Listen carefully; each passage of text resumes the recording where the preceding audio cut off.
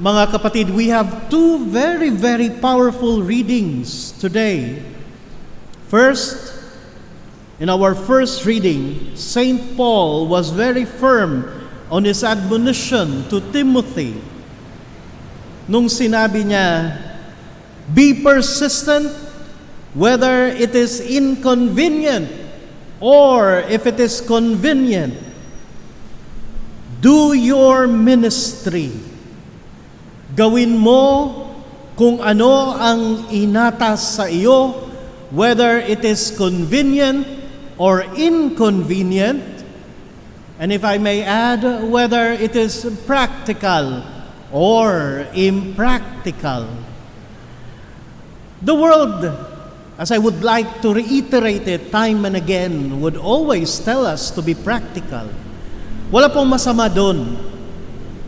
But then again, if being practical means that you are already compromising what you have been called to do, then you have to question and ask yourself, sino ba ang pinagsisilbihan mo? Jesus gives us a very, very powerful image in the gospel today of the poor widow who gave not out of her surplus, but gave out of her poverty, out of her need. The poor widow here understands. The poor widow knows. The poor widow has trust and confidence in the providence of God. Sa mga nakaraang araw po, tayo po dito sa St. Paul the Apostle Parish ay namigay ng mga mumunting ayuda, kaunting tulong sa mga nangangailangan. If there is one thing that left a very, very powerful image in my mind and in my heart, are those people, poor people, who refuse to receive our aid, not because na mayabang sila, ngunit dahil naintindihan nila kung ano ang dapat, kung ano ang nararapat. Words from a poor person who would say, meron na po ako, ibigay nyo na din po yan sa iba. Left a very strong image in my mind. And yet, totoo din po mga kapatid, na may mga taong mayayaman, na meron naman sa buhay, abay sila pa po ang gustong-gustong makatanggap. Sila pa po ang ayaw makatulong. Sinasabi po nila, ang simbahan na bahala dyan, ang gobyerno na bahala dyan. Hindi po nila naiintindihan na bawat isa sa atin, tayo po ang gobyerno. We are the government. Tayo po ang simbahan. We are the church. And as such, each one of us possess the responsibility to become a keeper of my brother or of my sister. Naintindihan po iyan ng widow sa ating ebanghelyo.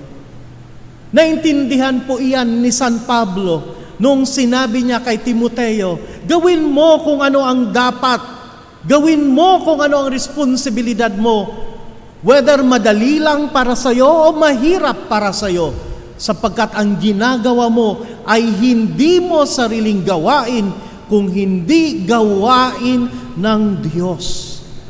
And that is something that we have to understand, especially now that we are in a crisis.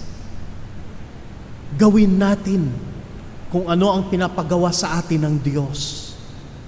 Huwag tayong maging katulad ng mga Pariseo who enjoy accolades, who enjoy recognition, who enjoy clapping of hands, na kung hindi sila ang naging star, hindi sila ang bida, abay magagalit sila at gumagawa ng paraan upang mapahiya ang taong gumagawa ng tama.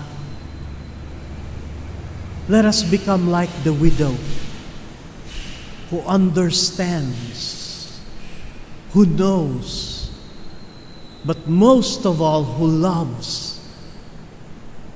Dahil alam niya na mahal din siya ng Diyos, na hindi siya kailanman pababayaan ng Diyos. These miracles, my dear friends, we experience daily here in the parish. Dahil po, ngayon ang St. Paul the Apostle Parish is actually suffering from lack of funds.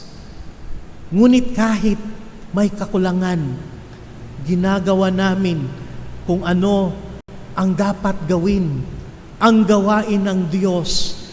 At ang Diyos ay sobrang bait at laging nagbibigay, nagpapadala.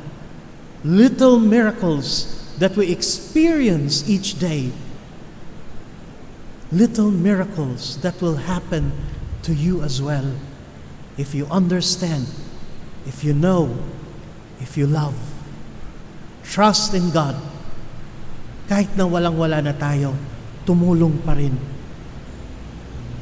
We are living witnesses to how God provides. Sana po, tayo din ay maging buhay na saksi kung paano ang Diyos ay gumawa, lalong-lalo na para sa mga mahihirap. Amen.